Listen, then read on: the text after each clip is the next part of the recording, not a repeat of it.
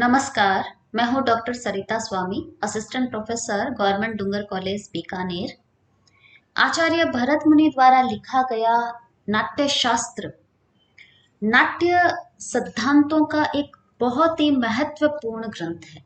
इसमें न केवल नाट्य शास्त्रीय विषयों का विवेचन बहुत ही सुंदरता से किया गया है, इसके साथ साथ अनेक कलाओं जैसे वास्तुशास्त्र, संगीत शास्त्र, नृत्य, गीत, वाद्य, प्रत्येक प्रकार की कलाओं का विवेचन यहाँ पर किया गया है। नाटक का एक महत्वपूर्ण अंग अभिनय, उसके प्रकारों के विषय में यहाँ पर बताते हुए कह रहे हैं आचार्य भरत मुनि कि नाटक के भीतर जो अभिनय किया जाता है अभिनेता या अभिनेत्री द्वारा, वह 4 प्रकार का होता है। चूंकि संग्रह के एकादश अंग के भीतर यह अभिनय भी समाहित है, इसलिए अभिनय के उन 4 प्रकारों के विषय में भरत मुनि कह रहे हैं। आंगिको वाचिकश्चैव आहार्य सात्विकस् तथा चत्वारो अभिनया ही एते विज्ञेया नाट्य संश्रया। अर्थात आंगिक, वाचिक, आहार्य तथा सात्विक, ये 4 अभिनय है जो नाट्याश्रित माने जाते हैं। और अभिनय का ही तात्पर्य उन्होंने बताया, अभि उपसर्ग पूर्वक नी धातु और अच प्रत्यय लग करके अभिनय शब्द बनता है। अभिनय का अर्थ होता है चेष्टाएं करना। नट या नटी या अभिनेता या अभिनेत्री नाटक में विविध प्रकार का अभिनय करते हैं। अनेक प्रकार की मुद्राओं को अंगों और उपांगों के द्वारा चेष्टाएं करते हैं, विभिन्न अर्थ प्रकट करते हैं। अपने जिस पात्र का अभिनय कर रहे हैं उसके हाव भाव को प्रदर्शित करते हैं और उन्हीं के मनोभावों को अभिव्यक्त करते हैं, वही होता है अभिनय। और 6ठे अध्याय में भरत मुनि कह रहे हैं कि ये जो 4 प्रकार के अभिनय हैं, इन चतुर्विध अभिनयों को हम कहाँ और कैसे जान पाते हैं उसको देखते हैं। पहला बताया आंगिक अभिनय, यानी शब्द से ही हमें पता चल रहा है अंगों द्वारा शरीर के प्रत्येक अंग, उनके हाव भाव, उनकी चेष्टाएं, वही होता है आंगिक अभिनय, यानी एक्टिंग बाय बॉडी। शरीर के जितने भी अंग है, जैसे मुख है, हाथ, पांव, कमर, प्रत्येक अंग का जो चेष्टाएं होती है वही अभिनय आंगिक अभिनय है। जैसे नट या नटी अर्थात अभिनेता या अभिनेत्री विविध मुद्राओं के द्वारा हाव भाव का प्रदर्शन करते हैं, वह आंगिक अभिनय के अंतर्गत आता है। जिस भी पात्र का अभिनय किया जा रहा है उसी के अकॉर्डिंग वहां पर उसके हाव भावों को, उसके मनोभावों को, उसकी चेष्टाओं को प्रदर्शित करना आंगिक अभिनय के अंतर्गत है। वाचिक अभिनय है दूसरा, यानी डायलॉग्स के द्वारा, वॉइस के द्वारा, एक्टिंग बाय वॉइस। शब्दों के उतार चढ़ाव या पात्र के अनुकूल मधुर या कर्णकटु या व्यंग्यात्मक वचनों का प्रयोग करना, वही कहलाता है वाचिक अभिनय।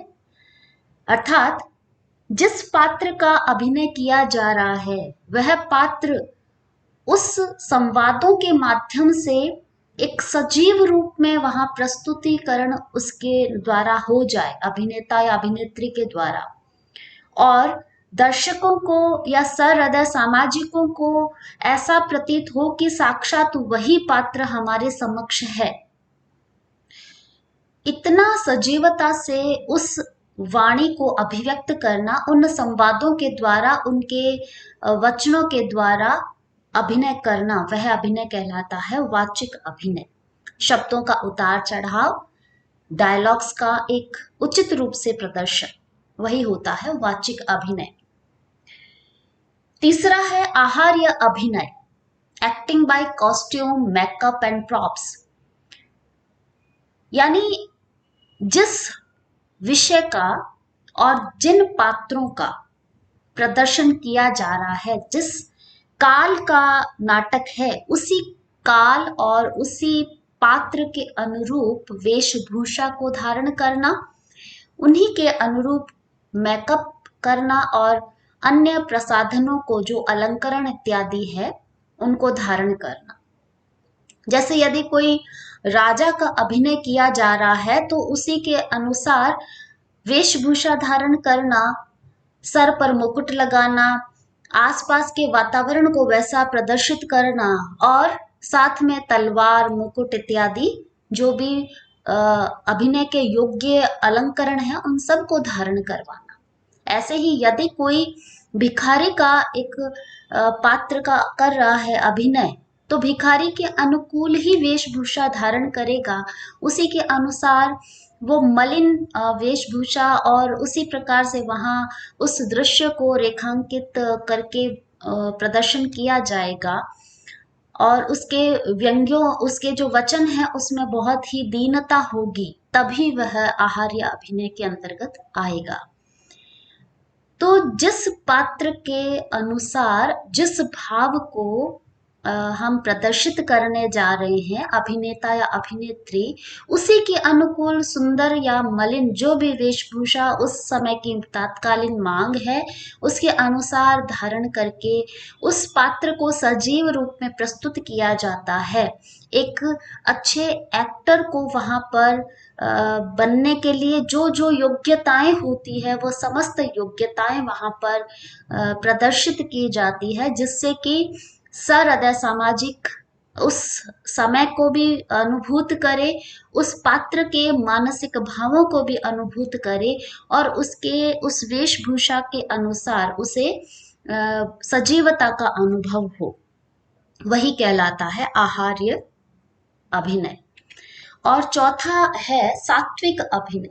सबसे कठिन अभिनय माना जाता है ये।